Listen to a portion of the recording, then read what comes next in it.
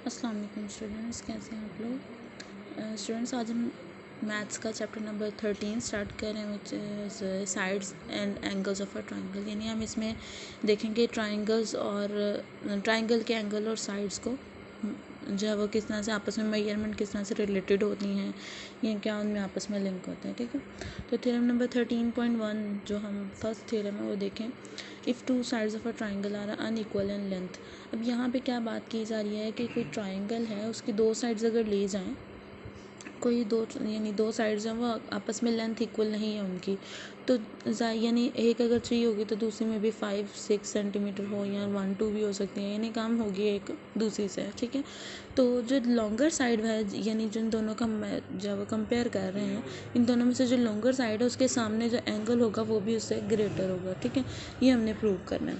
अब यहाँ पे हम इसको चेक कर लेते हैं किस तरह से हम करेंगे। तो हमारे पास ही मैंने क्वेश्चन लिखा हुआ है 13.1। अब इसमें मैं सबसे पहले तो इसके मुताबिक डायग्राम बनाऊंगी। हमारे पास एक डायग्राम यानी ट्राइंगल मौजूद है। ठीक है, कुछ ऐसे भी बना लें, A, B, C मैंने इसको लेबल कर दिया। अब यहाँ पे देखें ये तीनों लेंथ जो है वो इक्वल नहीं है। ठीक है, अब इनमें से मैं जो भी दो लेंथ जो है वो कोई लेती हूँ, तो जैसे मैं इसको और इसको आपस में मेजर करूँ तो ये आपको नज़र आ रहा है कि ये जो लेंथ है वो इक्वल नहीं है, लेंथ में ये लेंथ जो है वो ग्रेटर है। अब बात ये है कि हमें प्रूव क्या करना है कि ये ग्रेटर साइड जो है इसके ऑपोजिट जो भी एंगल है वो भी इस एंगल से यानी इस साइड के एंगल से बड़ा होगा। ठीक है, हम इन दोनों साइड्स को हम चेक कर रहे हैं, तो ये वाली ये साइड के ऑपोजिट एंगल ग्रेटर होगा इस साइड के ऑपोजिट एंगल से। ठीक है, ये हमने प्रूव करना है। गिवन हमारे पास क्या है,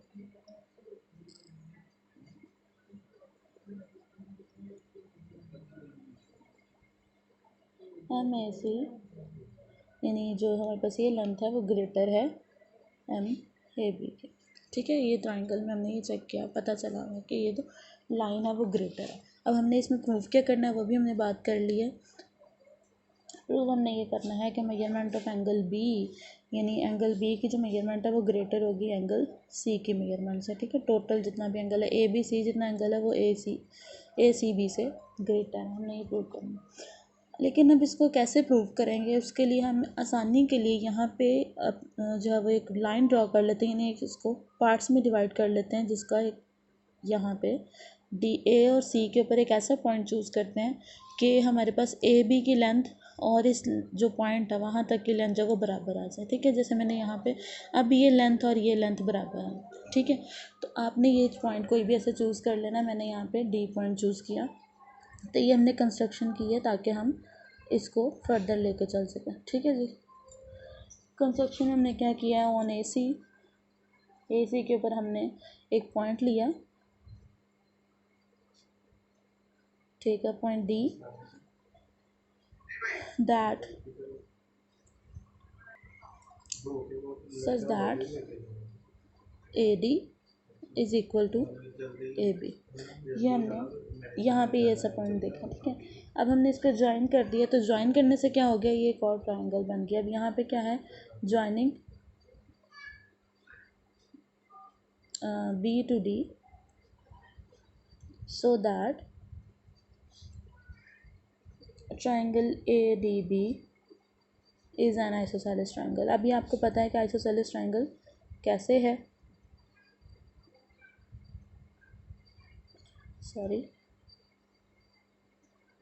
ये आपको पता है कि जब भी दो साइड्स किसी भी ट्रायंगल की सेम होती हैं तो हम उसको आइसोसेलेस ट्रायंगल कहते हैं, यानी इसकी लेंथ अगर सेम है तो इस वजह से हमने यहाँ पर कह दिया कि ये ट्रायंगल सेम है। ठीक है, अब यहाँ पे एक और काम करते हैं, यहाँ पे हम इसके एंगल्स, आपको पता है कि सेम लेंथ है अगर, तो ये एंगल्स भी क्या होते हैं, बराबर होते हैं इनके। ठीक है, एंगल 1 और 2 आर इक्वल। अब यहाँ पे हम प्रूव कर लेते हैं इसको,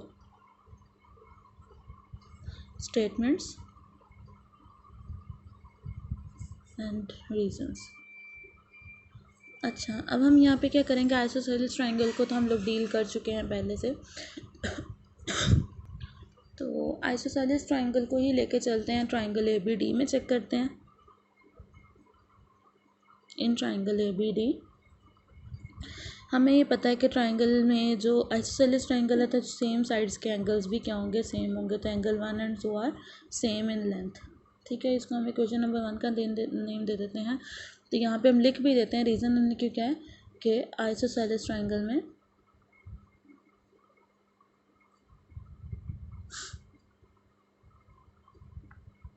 यहाँ आप कह लें कि एंगल्स जो हैं वो कॉन्ग्रुएंट साइड के एंगल्स ऑफ कॉन्ग्रुएंट साइड्स, ठीक है जी, आप ये कह लें। तो आइसोसेलेस ट्रायंगल में अब हम एक और चीज़ देखते हैं कि ट्रायंगल बी सी डी में BCD जो कि ये वाली छोटी ट्रायंगल बन गई है, यानी जब उसके पार्ट्स नहीं है तो यहाँ पे एक और ट्रायंगल बन गई छोटी वाली, ठीक है, स्मॉलर साइज में जो है। तो उसमें हमने क्या देखा कि उसका जो एंगल है ये DC से B तक angle DCB is less than measurement of 2। ये आपको देखने से पता चल रहा है कि ये एंगल जो है वो उससे कम है, ठीक है। तो जब ये एंगल कम है तो टोटल जब हम इसको देखेंगे तब भी वो इससे कम ही होगा, यानी ये इस एंगल पे तो कोई फ़र्क नहीं पड़ा ना जब हमने इसको पार्ट में डिवाइड किया, तो ये एंगल वैसा ही है, ठीक है। तो हम यहाँ पे कह सकते हैं I measurement of 2 is greater than measurement of angle ACB, ठीक है, यानी सी वाला एंगल अभी भी उससे स्मॉलर साइज़ में ही है। इसको हम इक्वेशन नंबर 2 का नाम दे देते हैं। इसको हम क्यों कहते हैं कि इसी वजह से है क्योंकि एक्सटीरियर एंगल जो भी किसी भी साइड का, यानी किसी भी ट्रायंगल के एक्सटीरियर जो भी एंगल है वो उससे ग्रेटर होगा अगर वो नॉन एडजेसेंट है तो, ठीक है। तो उसके बाद मेजरमेंट ऑफ एंगल 1 की तरफ आ जाते हैं। एंगल 1 जो है वो आपको पता है कि 2 से जो है वो ग्रेटर है, यानी 2 और 1 इक्वल हैं। तो जब 2 इससे ग्रेटर है तो फिर 1 भी क्या होगा, 1 भी ACB से ग्रेटर होगा। क्यों? क्योंकि अभी हमने शुरू में बात कर ली थी कि 1 और 2 इक्वल हैं, तो जितना अगर 2 ग्रेटर है तो फिर 1 भी उससे ग्रेटर ही होगा, ठीक है। ये हमने किससे कहा, by equation number 1 and statement number 1 and 2, ठीक है, बस स्टेटमेंट नंबर 1 एंड 2। अब हमने ये चीज़ें देख ली हैं।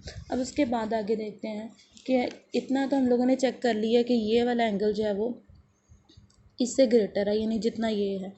तो फिर अब मैं टोटल एंगल, अभी तो यहाँ पे क्या था, सिर्फ ABD के अंदर जो एंगल था, तो यहाँ पे थोड़ा सा एंगल अभी B का टोटल एंगल नहीं है ये, ठीक है। तो B का टोटल एंगल चेक करते हैं इन मेजरमेंट ऑफ ABC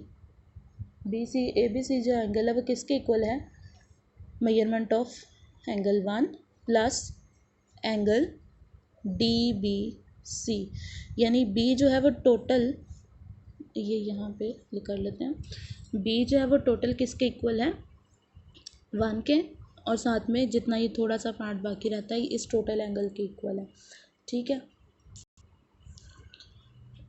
तो उस सूरत में हम क्या कह सकते हैं कि ABC यानी B का जो टोटल एंगल है वो 1 से भी ग्रेटर है, ठीक है ना, यानी यहाँ पे 1 में कुछ ऐड हुआ, तो यहाँ पे हम कह सकते हैं कि measurement of ABC is greater than measurement of angle 1, ठीक है।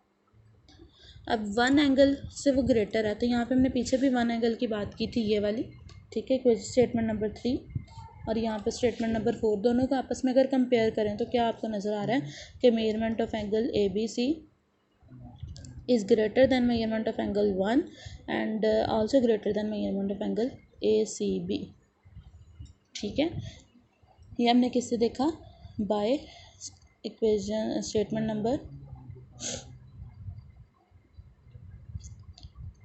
3 and 4, ठीक है। स्टेटमेंट नंबर 3 और 4 से हमने ये चेक किया कि ये दोनों चीज़ें हैं ये इक्वल है। तो उस सूरत में फिर हमें क्या नज़र आ रहा है कि अगर ABC फिर किससे इक्वल है, AC, measurement of ABC is greater than measurement of ACB, यानी B वाला एंगल जो वो ग्रेटर है C वाले एंगल से टोटल में, ठीक है। तो ये हमने क्यों, ट्रांजिटिव प्रॉपर्टी के अकॉर्डिंग,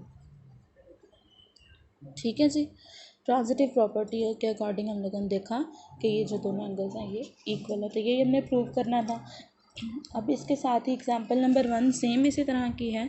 आई होप आप लोगों को जो थ्योरम है उसकी समझ आ गई होगी। तो इसके मुताबिक ही आप लोगों ने एग्जांपल नंबर 1 और एग्जांपल नंबर 2 जो है वो दोनों देखनी है और अपनी नोटबुक पे खुद से सॉल्व करके पहले देखिएगा, ठीक है, कि आप लोग इसको कर पाते हैं या नहीं, ठीक है। अपना ख्याल रखिएगा, अल्लाह हाफ़िज़।